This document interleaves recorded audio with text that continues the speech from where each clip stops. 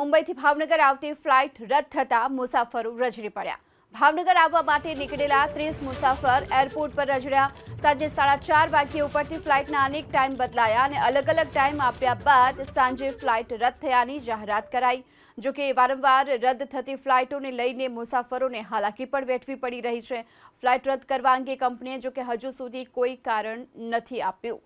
તો સાંજે 4:30 વાગ્યે ઉપડવાની હતી ફ્લાઇટ અને આ ફ્લાઇટના અનેક વખત સમય પણ બદલવામાં આવ્યા। ભાવનગર માટે આવવા નીકળ્યા હતા 30 મુસાફરો કે જેઓ એરપોર્ટ પર રજડી પડ્યા છે। મુંબઈથી ભાવનગર આવતી ફ્લાઇટ રદ થતાં મુસાફરોને ભારે હાલાકીનો સામનો કરવો પડ્યો।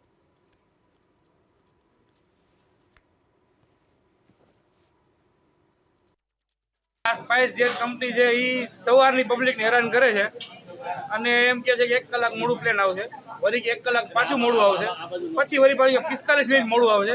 હવે અત્યારે એન ટાઈમે ચારે બાજુ વરસાદ ચાલુ છે, 80 માણસો છે, બાળકો છે, 2-3 ને તાવ છે। અત્યારે એન ટાઈમે એવું કીધું કે પોસિબિલિટી નથી, હવે ફ્લાઇટ આવશે જ નહીં, તમે તમારી રીતના છૂટા આવે, તમારે જે કરવું હોય। હવે રાતના 9 વાગે જવું ક્યાં? First time we are travelling alone. अभी where are we going to go, what are we going to do? यहाँ पे कोई टाइप का provision they are not doing. हम लोग फ्लाइट डिले होने के लिए we are ready to wait, पर वो भी नहीं हो रहा है। So we don't understand what to do.